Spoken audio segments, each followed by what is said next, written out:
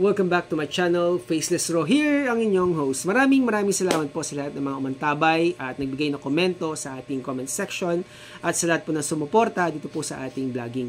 Lahat po ng inyong mga comments sa ating comment section ay binabasa po natin at yan po tayo kumukuha ng kaalaman dito po sa ating ginagawang vlogging sa ating channel.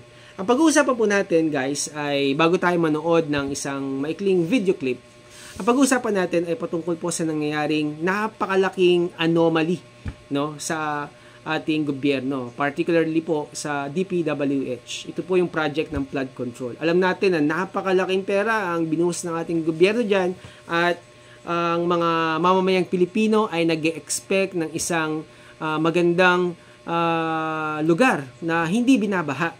Pero ngayon, makikita natin na kahit saan tayo pumunta, kahit dito po sa amin sa Parañaque, swimming pool talaga, talaga makikita po ninyo, yung tao, naglalakad, nagambewang. Ang nakakalungkot nito guys, mamaya panoorin po natin yung video clip, ang nakakalungkot nito, yung mga mamamayang Pilipino, di ba? Yung mga nakakita po ko ng elderly, naglalakad sa baha, kung may leptospirosis doon na makuha, di ba? Kasi sa mga ihi ng daga, di ba? Mga estudyante naglalakad. Yung mga manhole na bukas, 'di ba? Maaring hindi fix, hindi ayos. Yun nga, 'di ba? Kulang-kulang nga yung project ng DPWH, wasak. Yung mga ginawa nilang project hindi matibay, substandard yung mga ginamit. Kaya pag nakakita tayo ng mga kababayan natin, na lubog sa baha, at yung kanilang tirahan, imagine mo natutulog ka ng umaga, hindi, natutulog ka ng gabi. Pagising mo ng umaga, baha na.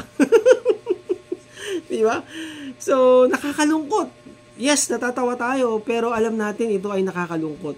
Nakita nyo ba yung mga video sa social media, sa mainstream media, yung mga pera nilatag, pinaghati-hatian. Ay, nako, talagang nakakalungkot, At talagang nakakalungkot guys, At madidismaya ka talaga. Dito lang sa Pilipinas, na yung umaamin ng kanilang kasalanan ay nagiging bayani, dahil nagamit daw, naging tool para ma-expose yung mas marami pang mga masasamang tao. Guys, tandaan po natin, na maaaring kinasangkapan sila ng ilang mga malalaking tao. Pero makikita po natin yung showmanship na ginawa nila, na-interview sila ni Corina Sanchez, na-interview sila nila Julius Babaw, na-interview sila ng malalaking stream media. Kaya nais ko po sabihin sa inyo na itong mga taong ito, itong si Curly at itong si Sara Diskaya, ay nagpagamit. Okay? Kaya nga, konting disclaimer din, Hindi ko sinasabi na wala tayong kasalanan, I'm righteous. No. Hindi ko sinasabi yun. In fact, kahit sino pwedeng mapunta dyan, di ba? Pwedeng malagay sa ganyang alanganin at sino ang lalapitan. Pero kung titignan po ninyo, napaka-inconsistencies and may mga discrepancies yung mga binibitawang mga salita ni Curly Diskaya. Kaya nga, itong mapapanood dating video, wala dito si Sara dahil hindi na kinaya, nagpalpitate daw yung heart because of that and that. Kasi, ito na nga yung bunga ng kanilang ginawa. Ito po ay napakalaking na-expose, sobrang na-expose yung evil, yung demonic activity na ginagawa sa ating bansa. Kaya, mga mamamayang mga Pilipino, kailangan natin magsalita. Bumoses po tayo. So, balikan po natin yung mga statement na sinabi ko before bago po tayo manood ng short clip na to. Sabi doon sa sinabi ko, eternal truth, do not fear the light of intense scrutiny. Diba? Eternal truth, do not fear the light of intense scrutiny. So, kung tayo po ay nasa katotohanan, hindi po tayo dapat matakot. Kaya nga itong title ko, hinarap ni Curly yung mga tanong sa kanya. At hindi siya natakot. Di ba? Hindi siya natakot, nandun siya eh. Pero pag binasa mo yung kanyang mga salita at yung kanyang mga motion, mararamdaman mo yung kanyang takot. At inamin din niya, Inamin din naman niya, may natatakot daw siya na may gumawa ng masama sa kanya. At itong mga in-expose niya na mga tao, na mga personalidad ay maaaring mapatay siya, di ba? Yun nga yung kanyang ginawa. Bago daw siya mapatay ng taong bayan, sinabi niya na yung mga katotohanan. At parang lumalabas nga ng bayani nga siya, di ba? Pero gusto pong sabihin sa inyo na kapag ikaw ay nasa katotohanan, kahit anong pang pagsisiyasat sa'yo o intense scrutiny sa'yo, hindi ka dapat matatakot. Pansinin po natin sa video clip na to na ipapakita ko po sa inyo. Hindi, isa lang video clip lang to, pero marami pa akong mga napanood na video clip na nasalang si Curly. Pero hindi siya ganoon agad makasagot, no? Kasi pag ikaw, alam mo yung katotohanan, kahit bali-balik ka rin yung mga tanong sa'yo, hindi ka matatakot. Okay, guys? Asan ba yun? Eto, hinahanap na natin. Eto, guys, oh. Okay. Play natin. Questions are addressed to Ayun na. Mr. Diskaya. Ayan, guys. Mr. Chair, may I confirm if Mr. Diskaya is still attesting to the truthfulness of the contents Ay, nawala. Ano ba yan? of his affidavit Ayan. dated September 6, 2025, which he presented in the Senate and where he identified lawmakers and DPWH officials allegedly involved in the anomaly in flood control projects. Mr. Diskaya, ito po ba'y pinatotohanan niyo pa? Ayan na, guys. Tinatanong na siya. Yes po, Your Honor. Yung nakasulat po dito lahat. Your narration of facts in your affidavit involves billions of pesos. Mr. Diskaya, significantly under the law, if it is 50 million and below, the case is violation of Anti-Graft and Corrupt Practices Act. But if the case is more than 50 million, it constitutes violation of anti-plunder law. I want you to realize violation of anti-plunder law is punishable by life imprisonment and it is a no-bail offense. Which means if information will be filed by the Sandigan against you and your other co-accused during the entire period of hearing, kayo pong mag-asawa Ayan, di ba? and the rest of the co-accused Tignan nyo yung ano niya. ay makukulong Tignan nyo yung ano at niya, ano. mapapahiwalay sa inyong mga anak. Yung reaction ni Diskaya, ni Curly. So, parang natulala Your siya. Honor, ano po, Iba yung sagot niya. lahat po ng project po namin ay nakuha po namin sa public bidding. Mr. Chair, may we please direct the resource Diba? person to be responsive to the question. Please be responsive, Mr. Diskaya. Okay, guys, tignan nyo. Uulitin ulit yung tanong. Your Honor, lahat po ng project namin ay nakuha po namin sa public bidding. Mr. Chair, for the guidance of the resource person, I will repeat the question. Earlier, ang sabi po ni Mr. Diskaya, to this time ay pinatototohanan pa rin niya ang nilalaman ng kanyang sinumpaang salaysay. And I wish to remind him that that sinumpaang salaysay constitute an offense we call violation of anti-plunder law. Plunder, to distinguish the Tignan nyo, same guys. from Napapalingon si Curly sa likod niya.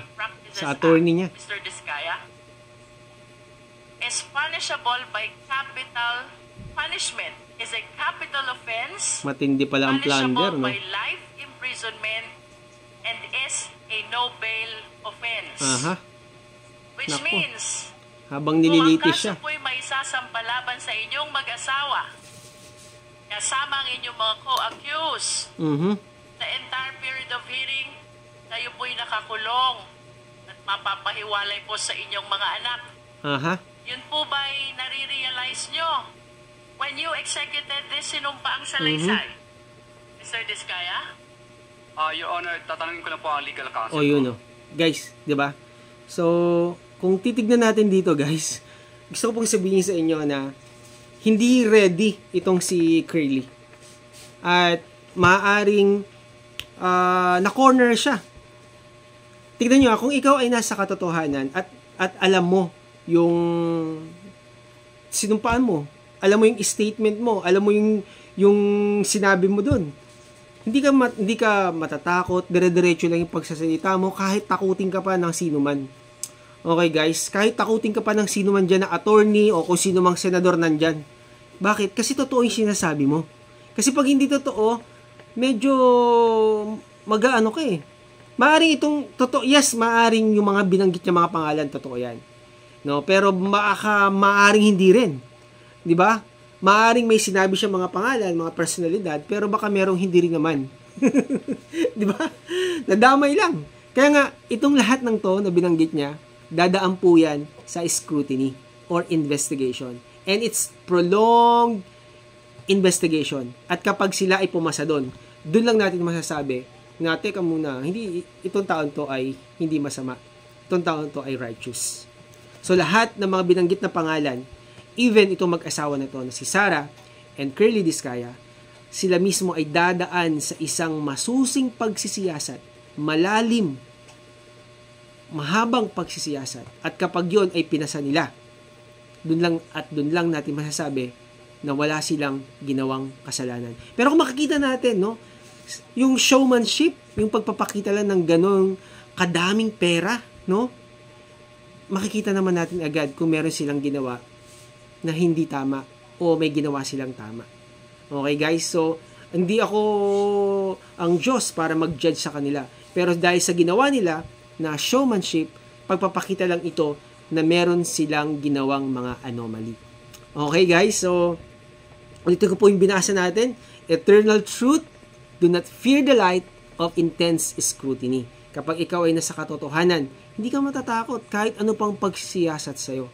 Kaya isa pang disclaimer, no, sa ngayon talaga, no, maaaring pag nagsalita tayo at bumoses tayo, ibabalik rin sa atin ng tao.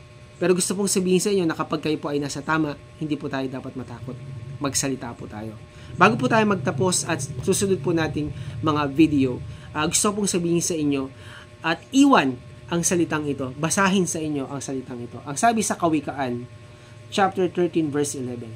Ang kayamanang tinamo mo sa daya. Ang kayamanang tinamo sa daya, tinamo. Pinagdugtong ko, ulit. Ang kayamanang tinamo sa daya ay madaling nawawala. Ngunit ang kayamanang pinaghirapan ay pinagpapala. So, makikita natin dito, meron pang ibang scripture ang sabi doon, ang kayamanang tinamo sa pandaraya ay humahantong sa kamatayan. Napansin nyo po sa mga nakaraang ganitong klaseng paglilitis, no, mga leader natin ng bansang Pilipinas. Napansin nyo ba sila pag dumadaan sa ganitong mga scrutiny, investigation? Diba? Pag yung kayamanan nila ay dumaan sa pandaraya, mapapansin mo, no? Yung iba, kakasakit, no? Naapektuhan yung kalusugan.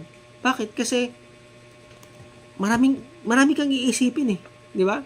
At maaaring ito ay paghantong sa kamatayan. So, yan po yung nais kong iwan sa inyo. At sa mga kabataan po na nakikinig ngayon, ay huwag tayong pumayag na ito po ay hindi maparusahan, no? Huwag tayong pumayag na hindi maparusahan yung mga taong involved. Mga kabataan, bumoses tayo. Mga magulang, magsalita tayo. Mga mamamayang mga Pilipino, huwag tayong padadaya sa ganitong mga klaseng tao. Kaya ito po si Faces Raw. Pagkita-kita tayo muli sa another video dito sa ating channel. God bless everyone. Maraming salamat po. Bye!